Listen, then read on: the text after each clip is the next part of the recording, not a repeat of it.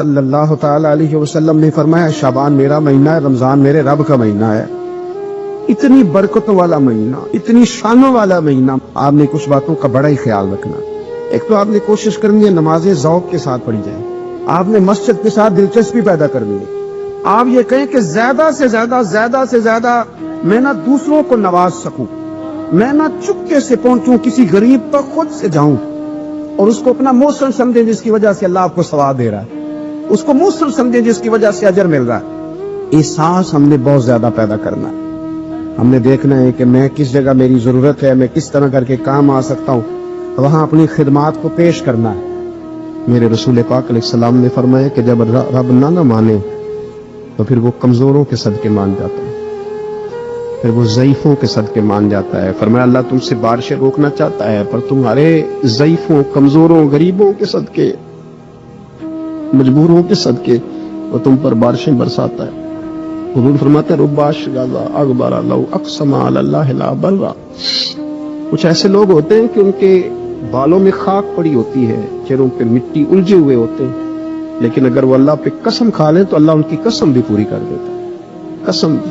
حضرت سیدنا عبداللہ ابن عمر فرماتے ہیں میں حضور کی مجلس میں حاضر تھا، حضور مانگنے لگے اللہ سے، حضور اللہ سے مانگنے لگے۔ میں تو کئی دفعہ یہ دعا بھی مانگنے لگ جاتا ہوں کہ اللہ تو ان دعاؤں کی طرف تو دیکھ جو تیرے رسول نے ہمارے لیے مانگی۔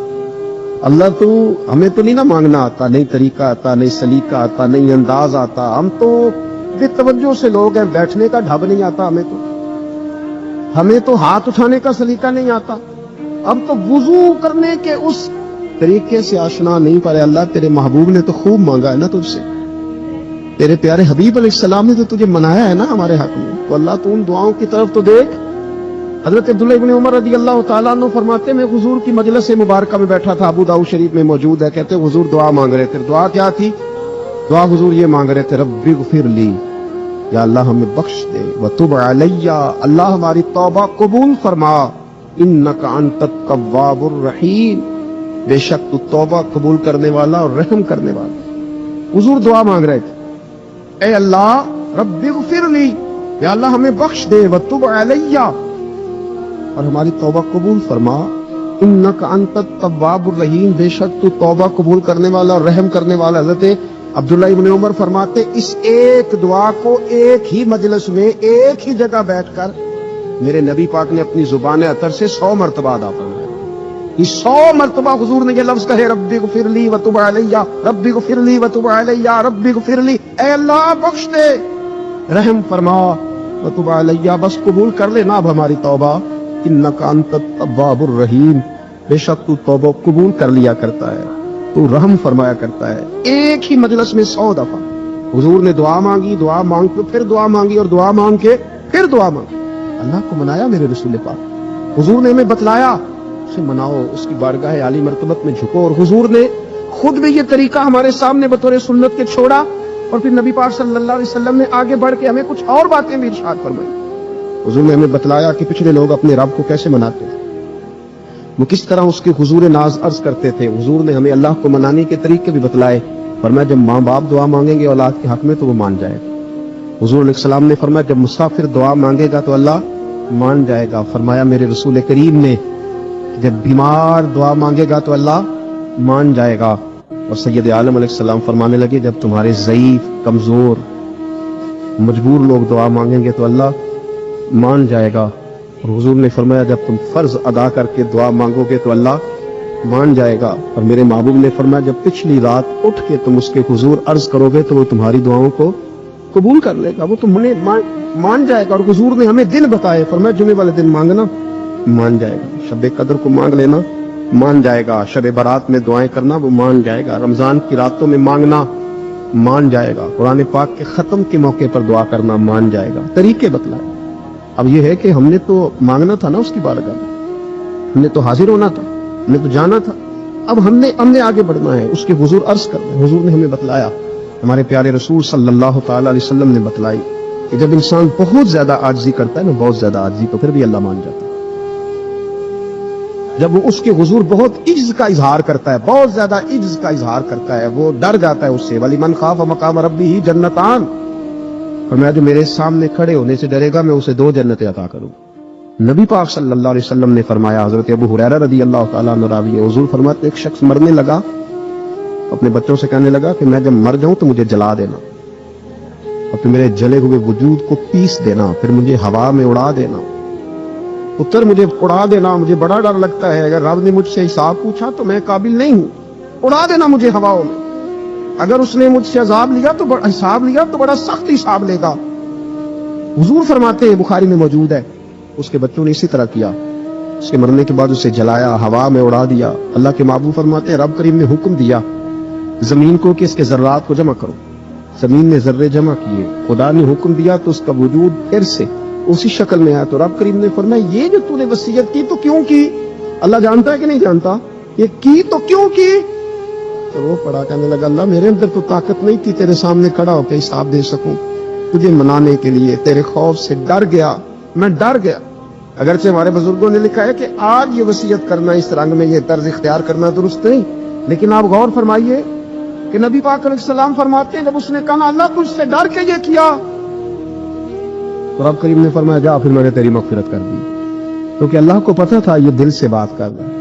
ہمیں یہ سمجھنا چاہیے کہ نبی پاک علیہ السلام کے دنیا میں تشریف لانے کے کچھ مقاصد ہیں۔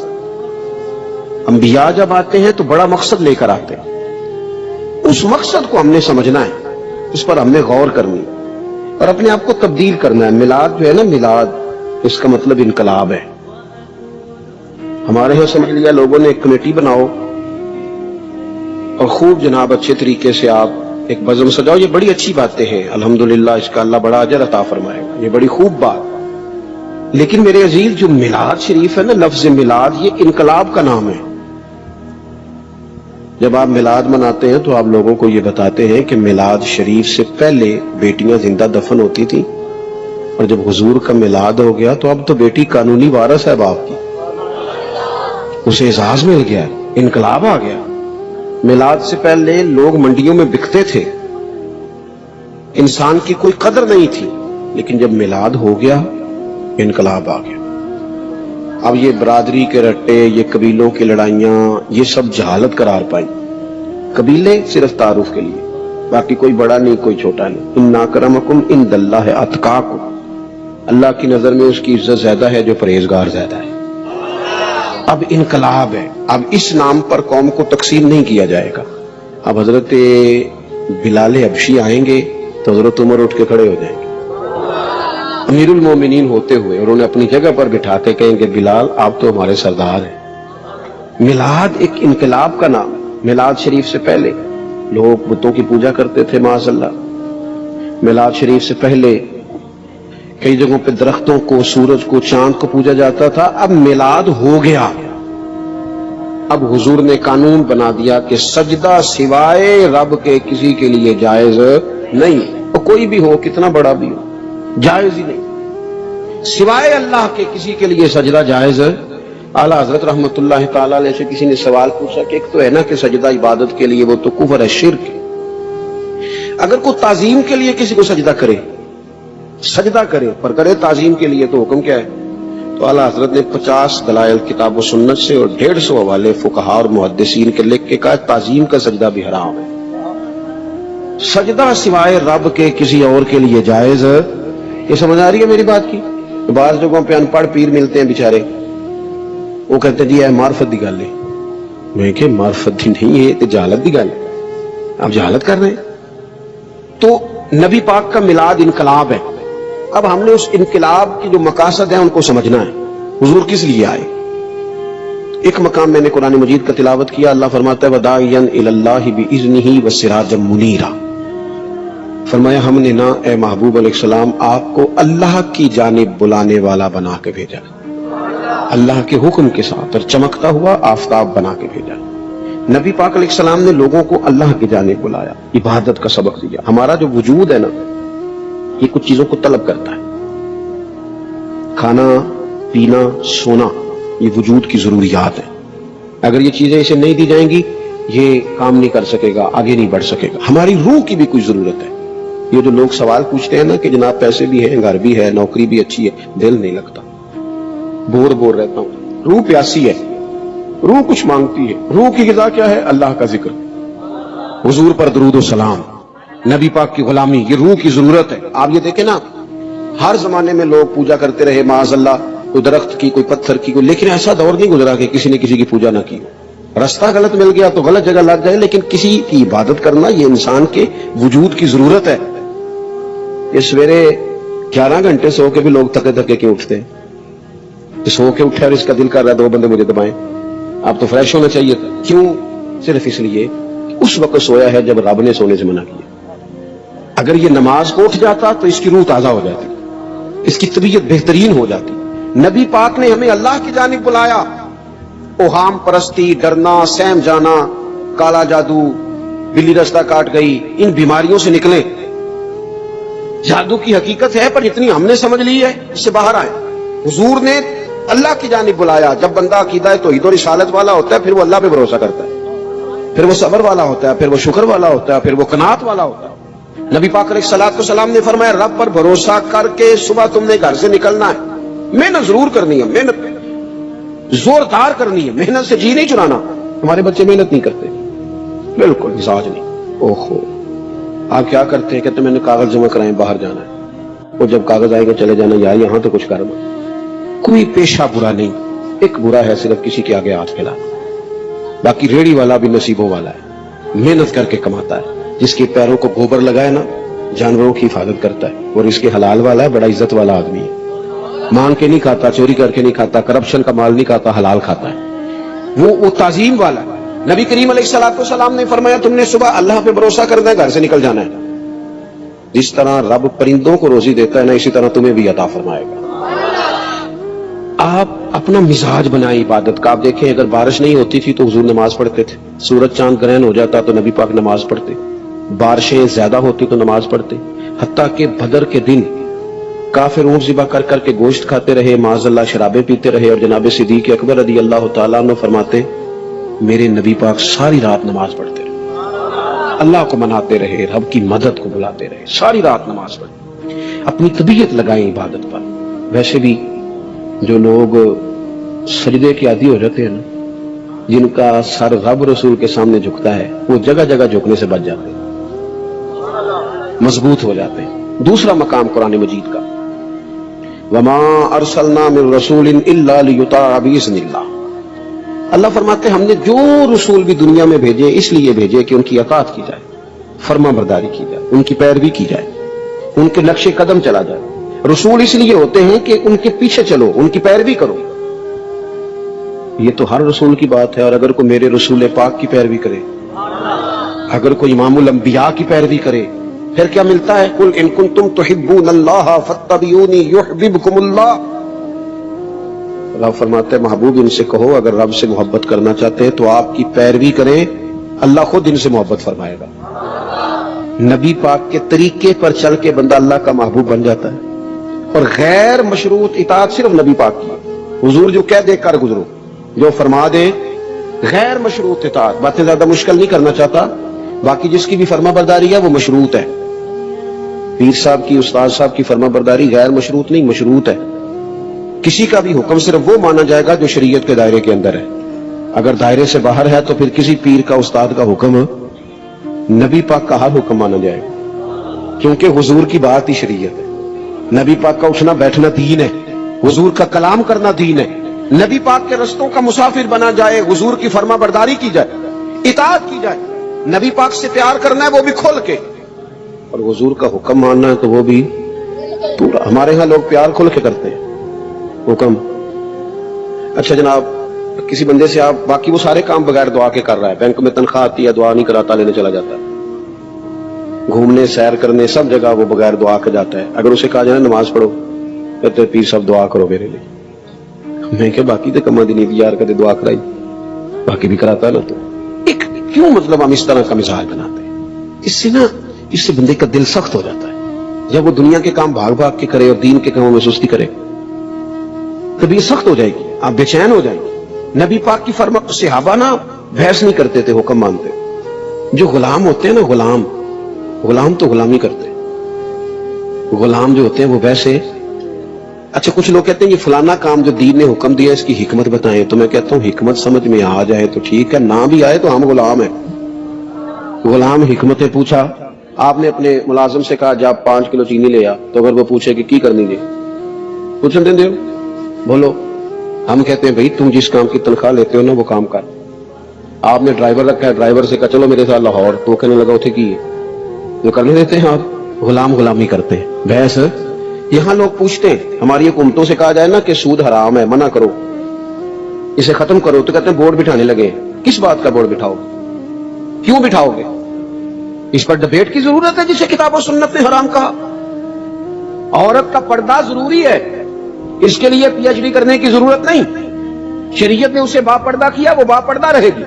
حلال حرام کے مسئلے جاننے کے لیے اللہ نے انسان کے وجود میں شعور رکھ دیا ہے. اس کے لیے بندے کا گریجویٹ ہونا یا ماسٹر کی ڈگری رکھنا ضروری نہیں. اسے پتا ہوتا ہے یہ میرے لیے حلال ہے، یہ میرے لیے حرام ہے. ہم کیا کرتے ہیں؟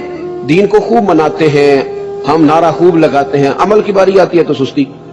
بلکہ جو لوگ گھنٹوں بیٹھ کے دینی معاملات پہ ڈسکس کرتے ہیں وہ بھی بھاگ رہے ہوتے ہیں. عمل کے معاملے میں اللہ ماشاء چست ہو کے، عمل چست ہو کے. غلامی کرتا ہے. امام احمد بن حنبل نے ایک غلام خرید کے لائے. آپ فرمانے لگے تیرا نام کیا ہے؟ قربان جائیں. امام صاحب کہتے ہیں اس نے پہلے ہی جواب دیا تو مجھے وجد ہو گیا. تیرا نام کیا ہے؟ کہنے لگا حضور غلاموں کا نام نہیں ہوتا، آپ کسی اور کو بھی پکاریں گے تو میں سمجھوں گا مجھے ہی آواز دے رہے. آپ نے فرمایا یہ کمرے پسند کر لے، رہے گا کہاں؟ کہنے لگا حضور غلاموں کے نخرے نہیں ہوتے، آپ جہاں مجھے کہیں گے میں چپ کر کے سو جاؤں گا. فرمانے لگے روٹی کیا کھائے گا؟ کہنے لگا حضور میں غلام ہوں، میں نے غلامی کرنی ہے، کوئی ٹکڑا بچ گیا تو دے دینا.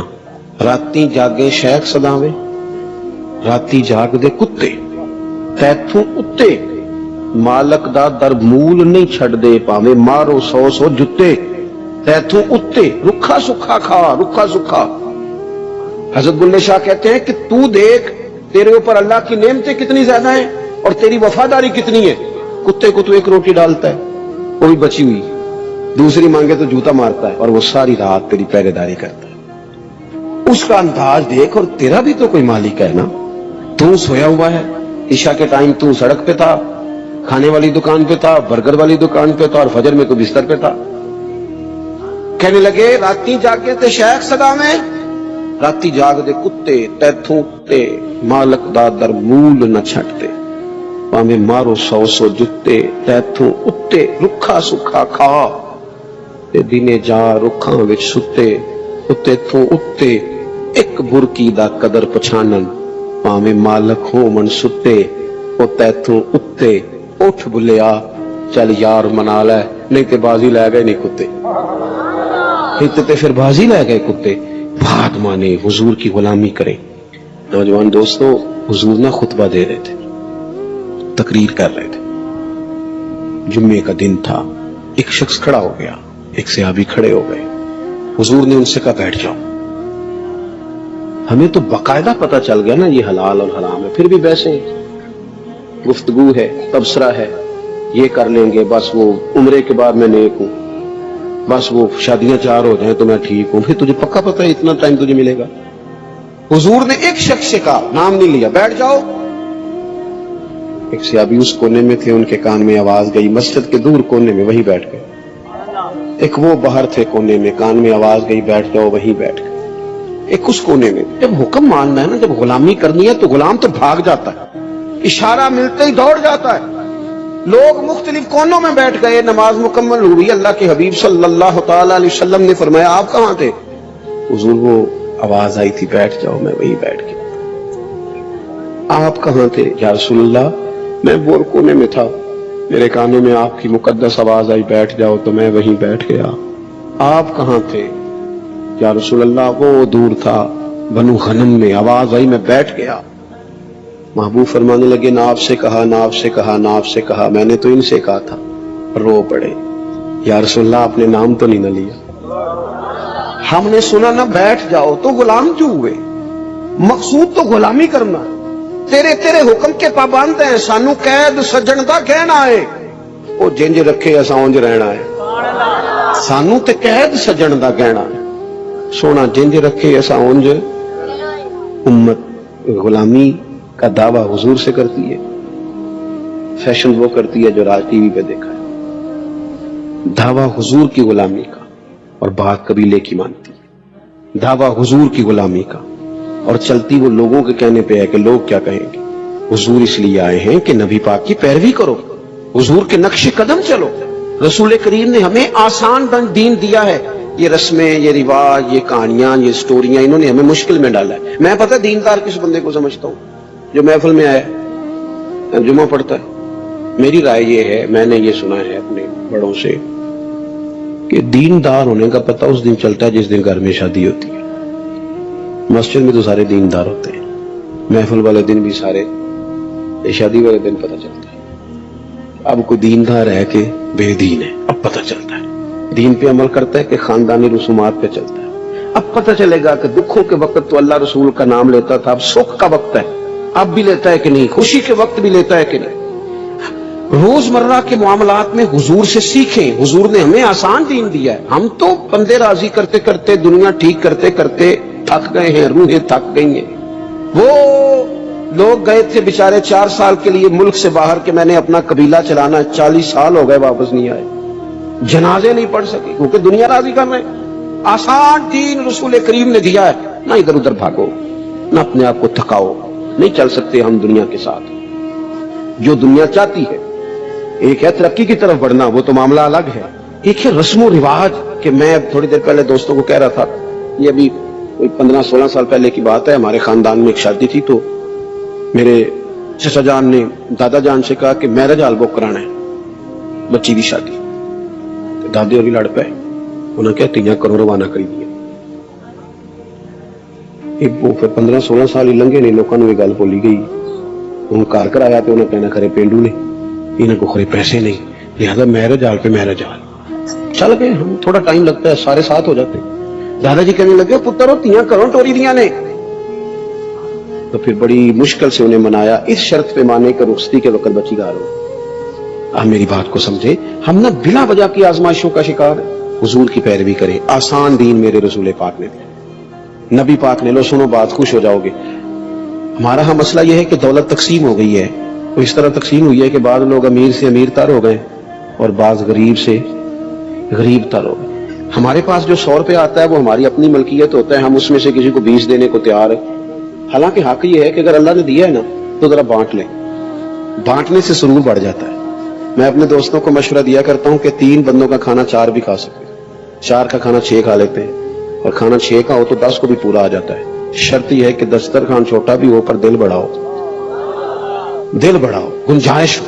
حضور نے ہمیں کیا طریقہ دیا؟ 10 دینار تھے نبی پاک کے پاس، حضور بازار گئے، 4 دینار کی قمیض خریدی، پہن کے حضور باہر تشریف لائے تو ایک انصاری صحابی نے عرض کی حضور مجھے نہیں دے دیتے؟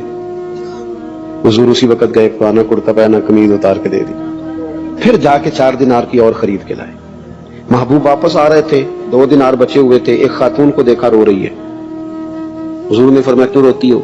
عرض کی حضور میں فلاں آدمی کی ملازمہ ہوں، کنیزہ ہوں، آٹا خریدنے کے لیے اس نے 2 دینار دیے تھے، مجھ سے گم ہو گئے، میں پریشان ہوں، وہ مارے گی میں جاؤں گی تو محبوب نے فرمایا یہ لینا 2 دینار۔ اسی پہلے بندے دا صاحب بھی بابا کری دے پہ یہ حقدار ہے کہ ہاں بڑا ساتھ۔ ہم گئے وہ سیلاب زدگان کی مدد کرنے کے لیے، اللہ نے توفیق دی، کافی سارے لوگ گئے۔ ویسے ہم سیلاب والے ٹر گئے سارے اپنے اپنے کریں جی، خبریں ٹھنڈیاں ہو گئی۔ اسی خبریں تے چلن والی قوم، ٹرینڈ تے چلن والے لوگ، جی ٹرینڈ چل رہا ہے تے اسی بھی ناراض ہو گئے ہو نہ ہویا تے یار تہاڈی مہربانی میں ٹر چلا، بس ٹرینڈ پہ نہ چلو، حقیقت پہ چلو۔ 3 مہینہ چڑھ گیا، سڑکوں پہ بیٹھے ہیں لوگ، آپ کی ساری جماعتیں، سیاسی جماعتیں حکومت میں، کسی کی مرکز میں ہے، کسی کوئی بندہ شور نہ کرے کہ میں حکومت میں نہیں، کوئی پنجاب میں حکومت میں ہے، کوئی کے پی کی خیبر پختونخوا میں ہے، کوئی مرکز میں ہے، کوئی سندھ میں ہے، نہیں صحیح کیا میں تے پھر یار انجن کرو نا، تسی پریشان ہی ہو گئے ہو۔ میں سیاست ساری سمجھتا ہوں پر سیاست کرتا نہیں ہوں، کیونکہ ہم نے ہر دکھ کو محبت کا تسلسل سمجھا۔ ہم کوئی تم تھے کہ تم سے شکایت کرتے کی؟ محبت تو سیاست کا چلن چھوڑ دیا، ہم اگر عشق نہ کرتے تو حکومت کرتے۔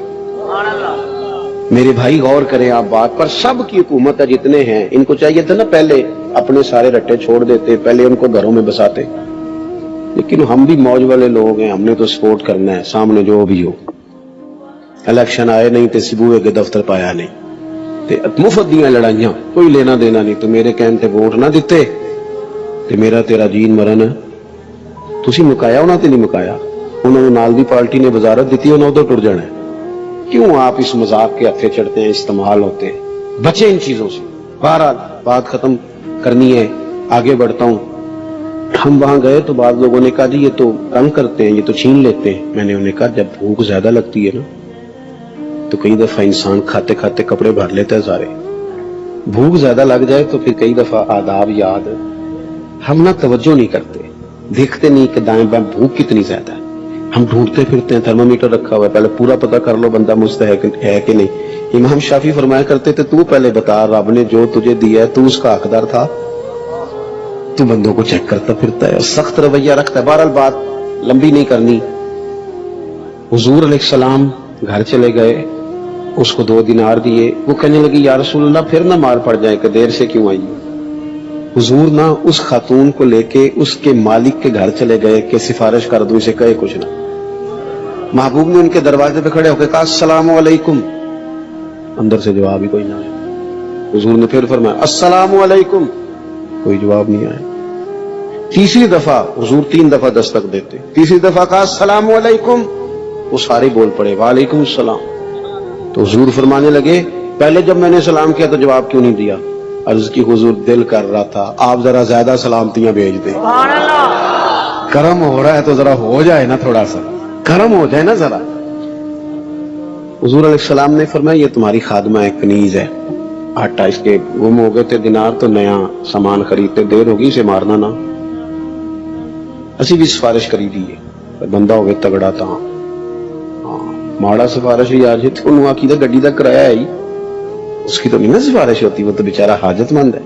یہ کام نہ کرو. کچھ کام زندگی میں صرف اللہ کی رضا کے لیے بھی کرو, اپنی قبر و حشر کی بہتری کے لیے بھی کچھ کام کریں. عزیز بھائی, حضور جب وہاں چلے گئے نا تو محبوب نے فرمایا اسے کہنا کچھ نہ. تو وہ حضور کے غلام اتنے خوش ہوئے, عرض کی حضور کہنا کیا ہے, آپ آ گئے ہم نے آزاد کیا. اب محبوب واپس آئے تو پتہ کیا فرمایا حضور نے؟ فرمانے لگے دیکھو بھئی اللہ نے مجھے 10 دینار دیے تھے, میں نے بھی قمیض پہن لی ہے, ایک انصاری نے بھی پہن لی ہے, اور ایک کنیز بھی آزاد ہو گئی ہے. تو آسان زندگی دی, حضور کی پیروی کریں. ایک آیت اور پڑھتا ہوں پھر بات کو سمیٹوں گا.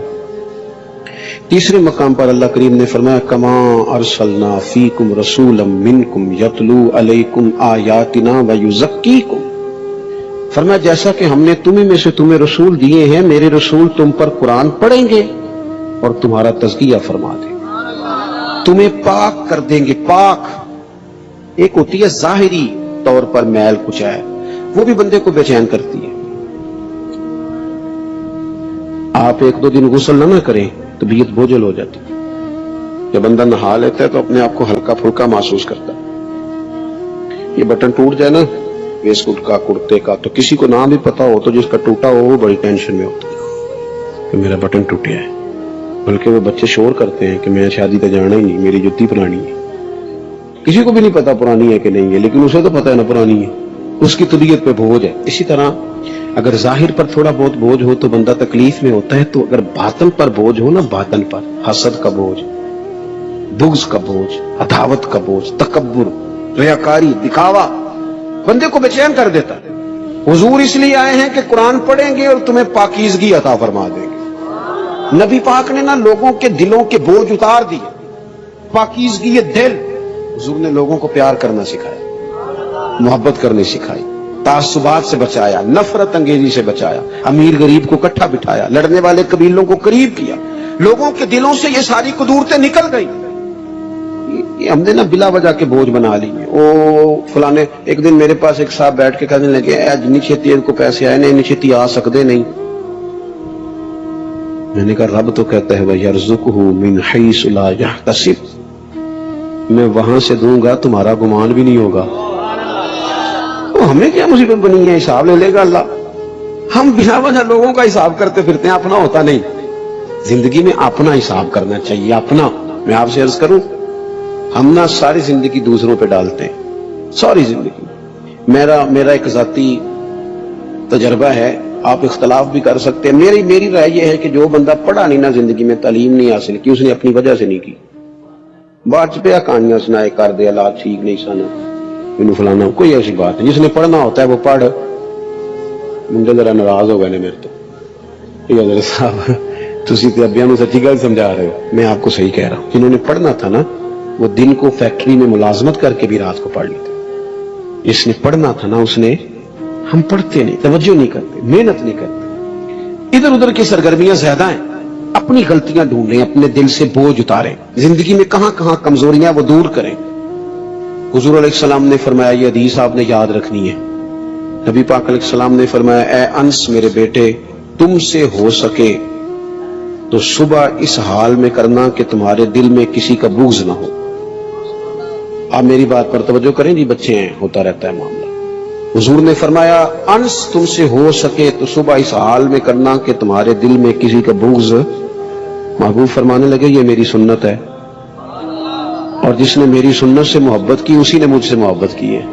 یہ میری سنت ہے, یہ میری سنت ہے. نرا مسواک لے کے دانت صاف کرنا ہی سنت نہیں, دل صاف رکھنا بھی سنت ہے.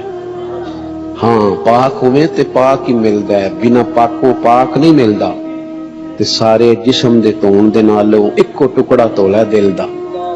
دل کو نہ ذرا, ہمیں کیا مصیبت بنی ہے بلا وجہ لوگوں کی ٹینشنیں پالنے کی, کوئی ضرورت نہیں. زندگی سادہ سی, اتنے جگہ مل جائے تاں بھی ٹھیک ہے, پیچھے مل جائے تاں بھی ٹھیک ہے, کوئی پوچھ لے تاں بھی ٹھیک ہے, نہ پوچھے. ہمیں مصیبت بنی ہوئی ہے, مصیبت.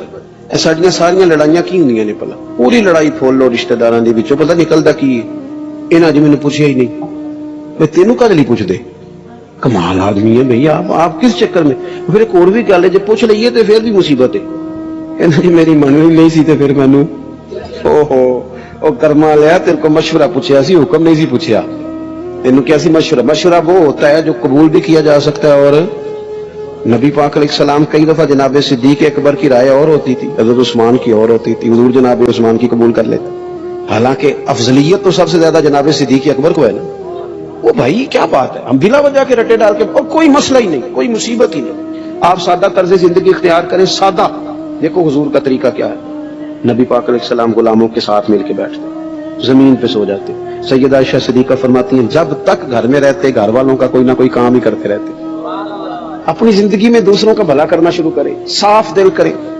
حضرت بابا فرید الدین مسعود گنج شکر بابا صاحب رحمۃ اللہ علیہ فرماتے ہیں کہ ایک نیک نوجوان تھا, دن کو روزہ رکھتا, رات کو نماز پڑھتا, پر اللہ سے ڈرتا پھر بھی بہت زیادہ تھا, بڑا ہی ڈرتا تھا. موت کا وقت آیا تو ماں ہی تھی بس اس کی, تو ماں سے کہنے لگا, اماں میری ماں ہے, میرے ساتھ 3 وعدے تو کھائے.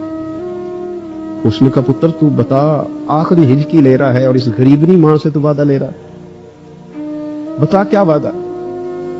عرض کرنے لگا, اماں جب میں مر جاؤں نا تو میرے گلے میں رسی ڈال کے تو مجھے گھمانا گھر کے صحن میں, اور لوگوں کو کہنا جو رب کی نافرمانی کرے اس کا یہی حال ہوتا ہے. یہ اعلان کرنا جو اللہ کے نافرمان ہوں ان کا یہی اشر کیا جانا چاہیے. اور اماں پھر دوسرا وعدہ کر, میرا رات کو جنازہ اٹھایا جائے, میں نہیں چاہتا کہ کسی کے منہ سے یہ لفظ نکل جائے کہ وہ دیکھو اللہ کا نافرمان جا رہا ہے, رات کو میرا جنازہ اٹھانا. اور اماں تیسرا میرے ساتھ وعدہ کر, جب لوگ مجھے دفن کر کے آ جائیں گے تو تو میری قبر پہ چلی جائے گی. عمل میرے پاس کوئی نہیں, پر مجھے لگتا ہے ماں کے قدموں کی برکت سے عرش کا مالک بھی رحم فرمائے گا. اماں تو وعدہ کر کہ میرے ساتھ وعدہ کر. بابا صاحب رحمۃ اللہ علیہ فرمانے لگے کہ ماں, بوڑھی ماں نے وعدہ کر لیا. کہا بیٹے ٹھیک ہے, اگر تیری یہی ضد ہے تو میں تیار ہوں. پھر اس نے کلمہ شہادت پڑھا, اس نوجوان کی روح پرواز کر گئی. بوڑھی ماں نے رسی منگائی تو ولی من خاف مقام ربہ جنتان, جو ڈر جائے. اس نے تو کہا تھا نا کہ رسی ڈال کے گھمانا اور کہنا یہ اللہ کا نافرمان ہے, اس کا یہی اشر ہونا چاہیے تھا. لیکن جب ماں گلے میں رسی ڈالنے لگی تو گھر کے ہر کونے سے آواز آنے لگی, خبردار یہ رب کا دوست ہے, اللہ کے دوستوں کے ساتھ اس طرح کا معاملہ نہ کیا جائے, اسے چھوڑ دیا جائے. اور کہا تمہیں کچھ بھی اور کرنے کی ضرورت نہیں ہے, یہ تو رب کا دوست ہے اور رب کی بارگاہ میں حاضر ہو گیا. کہ مومن متقی ہوتا ہے نا, پرہیزگار ہوتا ہے, اس نے کچھ نیکیاں بھی کی ہوتی ہیں, جس طرح اسے اپنے گناہوں کا پتہ ہوتا ہے نا, اسے پتہ ہوتا ہے کہ نہیں یار فلاں کام میں نے فقط اللہ کی رضا کے لیے کیا ہوا ہے, تو میرا اور میرے رب راز ہے. فرمایا جب تم بڑے الجھ جاؤ نا. راوی حضرت عبداللہ ابن عمر رضی اللہ تعالیٰ حضور فرماتے ہیں 3 لوگ سفر کر رہے تھے. یہ آپ اندازہ فرمائیے, صحیح مسلم کی حدیث ہے. ذرا حضور کے سمجھانے کا ایک یہ رنگ بھی ہے اللہ کو منانے کا, ایک یہ انداز بھی ہے اس کی بارگاہ میں گزارشات پیش کرنے کا. یہ بھی ایک طریقہ حضور نے ہمیں بتلایا. اگرچہ اپنی نیکیوں کو چھپانا چاہیے, نیکیاں جو چھپی ہوئی ہوتی ہیں وہ قیمتی ہوتی ہیں, وہ قیمتی چیزیں ہوتی ہیں جو لوگوں نے چھپا کر کے رکھی ہوتی ہیں. حضرت عبداللہ ابن عمر فرمانے لگے کہ نبی پاک صلی اللہ علیہ وسلم فرماتے ہیں 3 لوگ سفر کر رہے تھے, رستے میں طوفان آ گیا, تیز بارش شروع ہو گئی. حضور فرماتے ہیں وہ تینوں بارش سے بچنے کے لیے ایک غار میں چھپ گئے. وہ پتہ ہے پرانے زمانے کے اندر غاریں ہوتی تھیں اور لوگ جب سفر کرتے تھے لمبے تو پتھروں اور پہاڑوں کے بیچ میں سے سفر کرتے تھے. وہ غار کے اندر چلے گئے کیونکہ طوفان بہت زیادہ تھا. جب وہ غار کے اندر چلے گئے تو اللہ کے پیارے حبیب صلی اللہ علیہ وسلم فرماتے ہیں پتھر اوپر سے لڑکتا ہوا آیا اور غار کے منہ کے آگے آ کے اس نے غار کو بند کر دیا. اتنا تیز اور اس مضبوطی کے ساتھ وہ پتھر لگا اور اتنا صحیح فٹ ہوا کہ اندر روشنی آنی بھی ختم ہو گئی. اب 3 لوگ ہیں. تھوڑی دیر تو وہ پریشان رہے کہ شاید ہم کبھی بچ نہیں سکیں گے, شاید چاروں جانب اندھیرا ہی ہے اور اندھیرا ہی رہے گا, شاید یہاں سے نکلنے کے لیے اب ہمیں کوئی رستہ میسر نہیں آئے گا. وہ پہلے تو پریشان ہوئے, پھر کہنے لگے یار اس طرح کرو, ذرا غور کیجیے گا میری بات. فرمایا اس طرح کرو, اگر کوئی زندگی میں نیکی کی ہے نا تو ذرا اس نیکی کو یاد تو کرو اور یاد کر کے اس مالک کے حضور عرض تو کرو. وہ کریم ہے, کوئی آنکھوں شاید من جائے تے گل کم تتڑی دا بن جاوے, عرض تو کرو. ان میں سے یہ آپ اندازہ فرمائیے یہ بات بیان کون کر رہا ہے؟ یہ مدینے والے رسول بیان کر رہے ہیں, یہ نبی پاک علیہ السلام نے بیان فرمایا. یہ وہ کہانی ہے جو ہمیں ہمارے نبی پاک نے سنائی, رسول کریم علیہ السلام نے ہمیں بتلائی. یہ داستان محبت. حضور فرمانے لگے ایک نے ان میں سے ہاتھ اٹھائے اور اس نے انداز کیا چھیڑا, عرض کرنے لگا اللہ تو جانتا ہے نا میں نے بکریاں رکھی ہیں, میں غریب ہوں, مزدور ہوں, اور مالک تو یہ بھی جانتا ہے کہ میرے بچے بھی ہیں, بیوی بھی ہے, اور میں جب بھی گھر لوٹا ہوں تو دودھ میں نے بچوں اور بیوی کو پہلے نہیں دیا, بوڑھے ماں باپ کو پہلے دیا. اللہ میں نے ان کے ساتھ ہمیشہ کرم کے بازو کھول کر معاملہ کیا. وہ غار میں تنہا بیٹھے ہیں اور اپنے مالک کو منا رہے ہیں. عرض کرتے ہیں اللہ تجھے یاد ہے نا ایک رات جب میں بڑی دیر سے لوٹا تھا, لکڑیاں کاٹتے, درخت تلاش کرتے, مجھے دیر ہو گئی, میں دیر سے لوٹا تھا, نیت یہ کر رکھی تھی کہ دودھ سب سے پہلے ماں باپ کو پلاؤں گا. مالک جب میں لوٹا تو وہ بوڑھے تھک کر کے سو گئے تھے. میری بیوی نے مجھے کہا کہ بچوں کو پلا دو, وہ سو گئے. تو میں نے کہا نہیں, میرے ذمہ ہے ان بوڑھوں کے دل کو ٹھنڈا کرنا, ان سے پیار کرنا. اللہ بیوی مانگتی رہی, بچے طلب کرتے رہے, میری ٹانگوں میں گھومتے رہے, بار بار آتے رہے, اور میں نے دودھ نہیں پلایا. اے مالک فجر ہو گئی, آفتاب طلوع ہونے کا وقت آ گیا, پر میں نے ماں باپ کے بیدار ہونے کا انتظار کیا. اے اللہ, وہ جب اٹھے تو ان کی آنکھوں میں جو میرے لیے دعا تھی اور ان کے سینوں میں جو میرے لیے کرم تھا, اگر تیری بارگاہ میں وہ نیکی قبول ہے تو مالک پھر رحم فرما, میں اس مشکل سے آسانی عطا فرما. سنو, رسول کریم صلی اللہ علیہ وسلم فرماتے ہیں کہ اس بندے کی دعا مکمل ہوئی تو پتھر تھوڑا سا سرک گیا اور اتنا سرکا کہ آسمان نظر آنے لگا. جس نے ماں باپ کو منایا ہے, ان سے پیار کیا ہے, پھر یہی بات وسیلہ بن جائے گی رب کے ماننے کا, پھر یہ وسیلہ بنے گی اللہ اس سے مان جائے.